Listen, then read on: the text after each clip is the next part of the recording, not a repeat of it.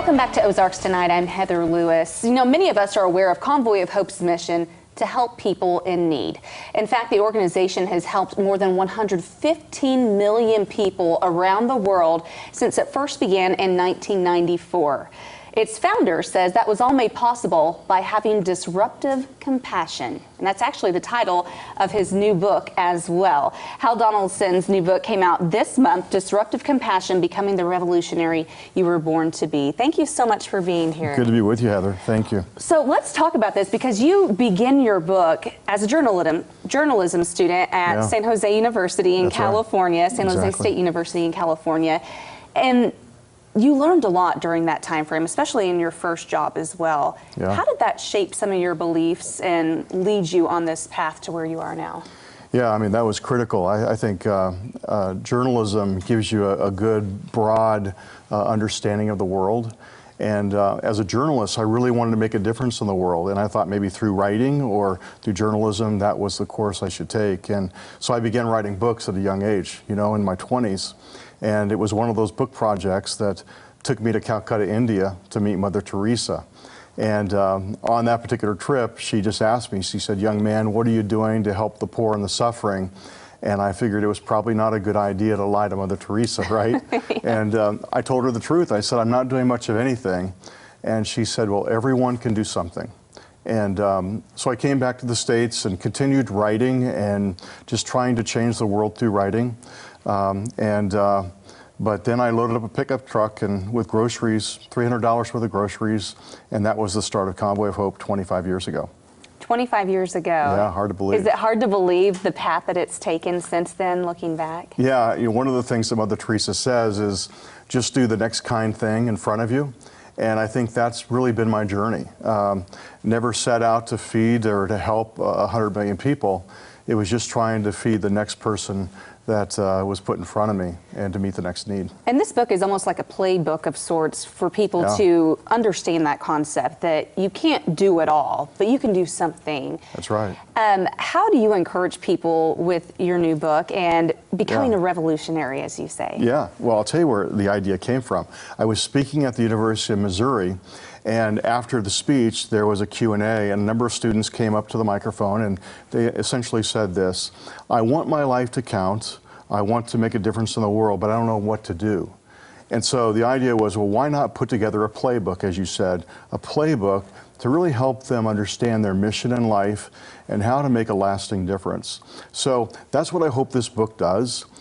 People who really have a heart, they have a compassion, but they don't know what to do, I hope they'll pick the book up and it'll give them really a track to run on.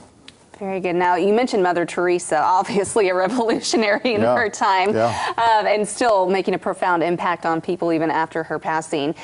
You've been to a lot of impoverished countries in the world and have had numerous experiences with people who are desperately in need. How has that shaped your thoughts on the world? Yeah, it's really easy to become overwhelmed by the enormity of the need. And I think a lot of people are. When they look at America and they look at the world, they're paralyzed, if you will, because the need is so great.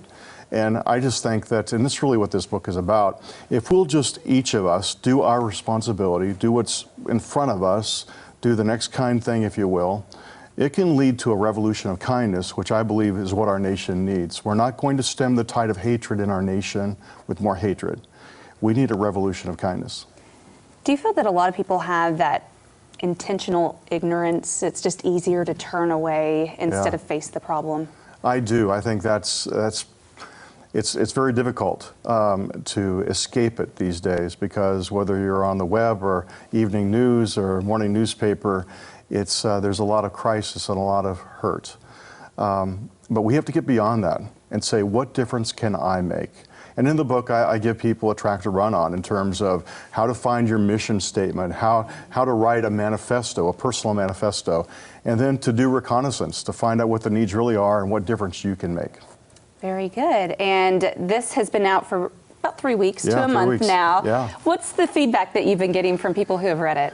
Yeah, really good. I'm really excited about the number of young people who have read it and said, this is exactly what I needed to take me from a heart of compassion to a doer of compassion. And I'm excited about this younger generation. I think they have the heart, and they're just needing a track to run on. So far, so good. Very good. Yeah. And this is, you can get it on Amazon, you can get it in bookstores, pretty much anywhere now. That's right. And it's called Disruptive Compassion. One more question for you. At the very beginning of this, I said that Convoy of Hope has helped 115 million people worldwide. Yeah. Did you ever think that was going to be possible?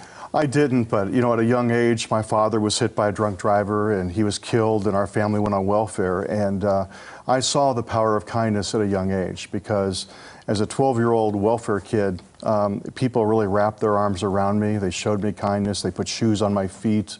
They put food in our cupboards. You know, they would come to our door with bags of groceries. So I experienced the power of kindness at a young age, and I saw the difference it made in my life. And now we've seen the difference it's made in over 100 million people's lives. Very good. This is Hal Donaldson. You can pick up his new book, Disruptive Compassion, Becoming the Revolutionary That You Were Born to Be, and actually get on that path to make a difference in this world. Thank you so much for being here. Nice to be with you, Heather. We'll be right back.